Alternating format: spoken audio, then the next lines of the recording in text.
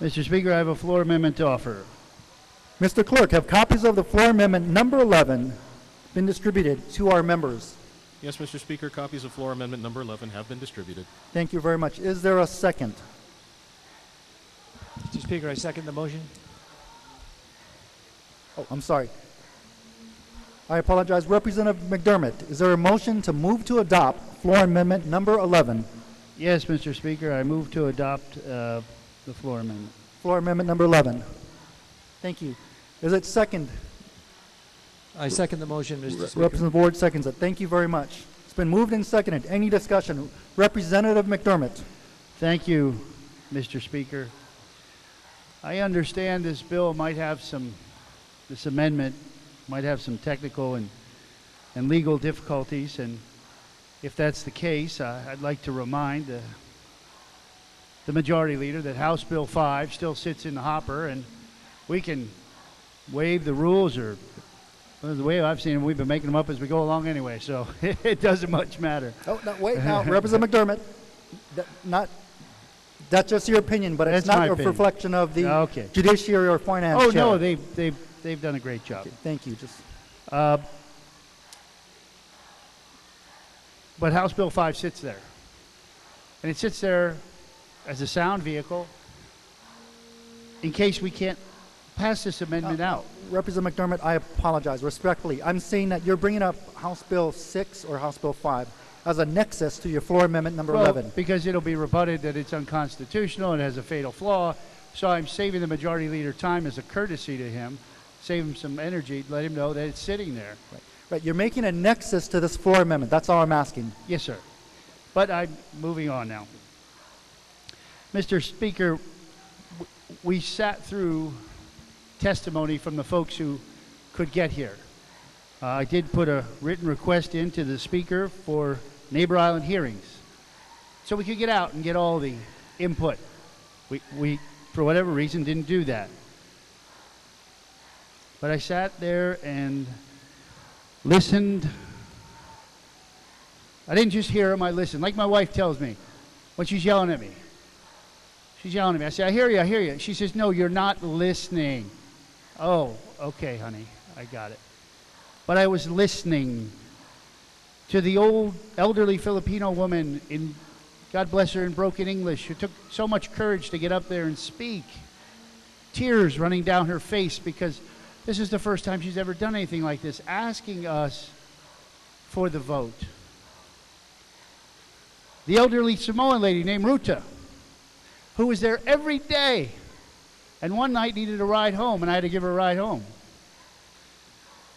Didn't get home till 2:30, and my wife said, what took so long? I said, I gave an elderly lady named Ruta a ride home. She didn't believe me, but nevertheless.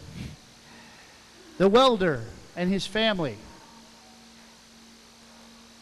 who was there for 3 days, sleeping during the day with his little children, took off of work. The truck driver, the homemaker, the teacher after teacher after teacher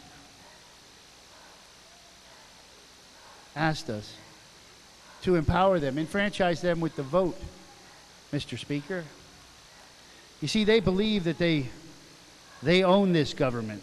Yes, it's a representative republic, and the normal day-to-day mechanics of government, such as a beach setback or the size of a building, we can take care of. But when it comes to a major societal change, just as Justice Moon said in this chamber 20 years ago, because I was here, he says the legislature can give the people the ultimate trump card because it's in the Constitution for us to do it, which is this amendment.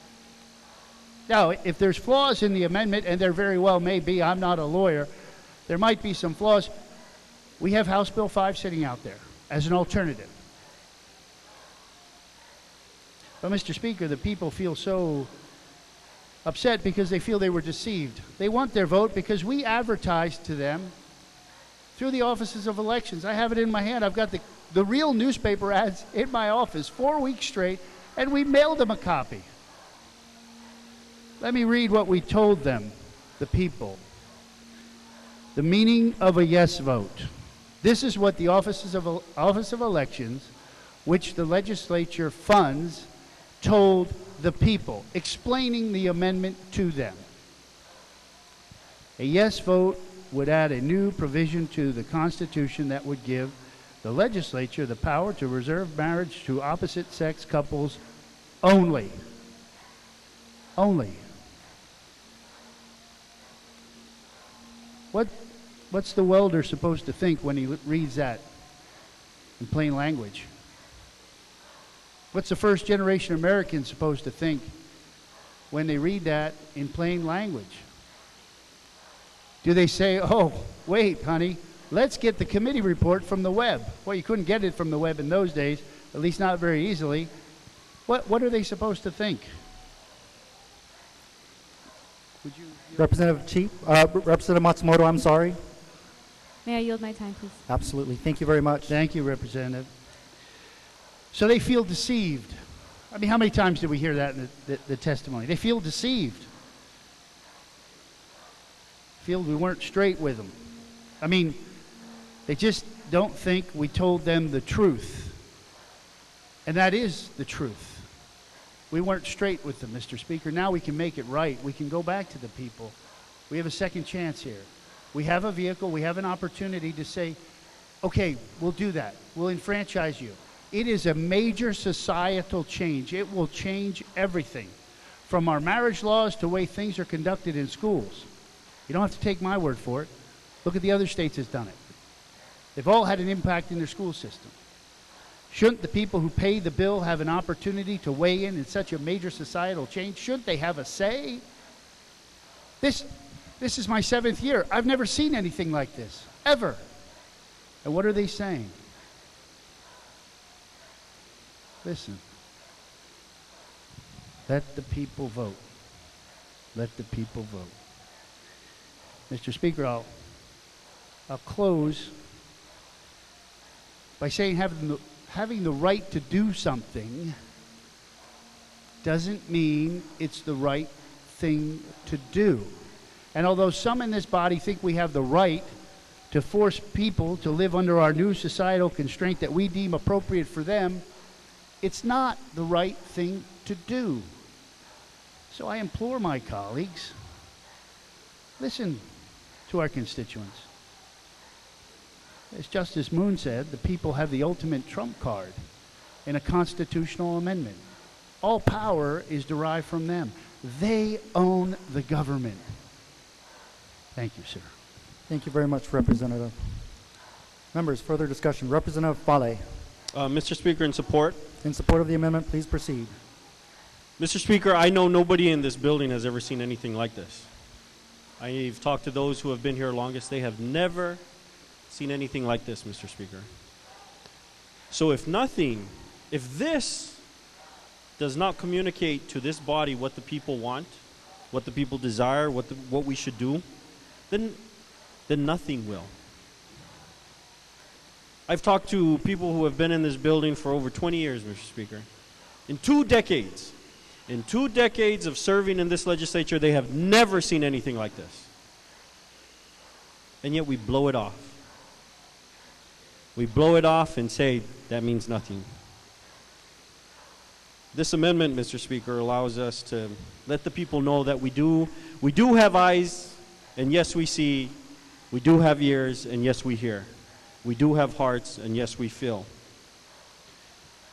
Those of us who have been in and around politics for years now know how this goes. This is a dog and pony show, and we know which bills are going to pass this special session, Mr. Speaker. We know. We try and make it look otherwise, but we know. That's how this special session went. Mandated by the governor, onto a less than willing legislature, arms were twisted, deals were made, things happened behind closed doors to get us to where we are on SB 1 here on second reading. Representative Fale, I'm going to have to say that you're going to have to refrain from saying that backroom deals or inferring that some... Okay. Be respectful to your colleagues. That's all I'm asking. You can be passionate. Okay. But to infer that some backroom deal happened, it's being disrespectful to your members. And it's clear in the House rules that we can't do that. Okay, thank you, Mr. Speaker. Okay, thanks. Thank you for. But please continue. Please continue. Yes. Thank you for the latitude. I'm used to that. I know how this works, but I'm embarrassed. I'm ashamed that this is how our legislature does business. Because the people we have heard in over 50 hours of testimony, the people who are gathered here today in this gallery, Mr. Speaker, thousands of individuals and families came out to testify. People all the way from Wailua and Haleiwa, from Kahukula'ie, Ha'ula, Ka'aava, Waiahole. They all came to tell me how they felt.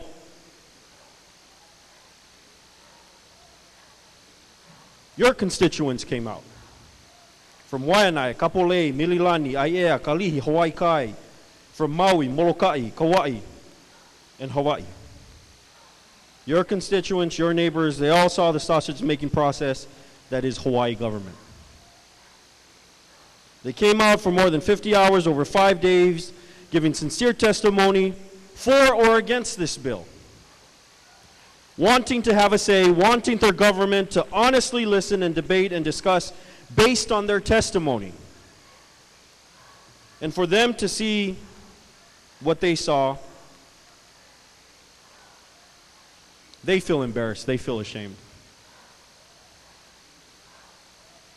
This house is supposed to be the people's house, not the governor's house, not the rich and powerful's house, not outside influencers and special interest house, but the people's house. I'm embarrassed.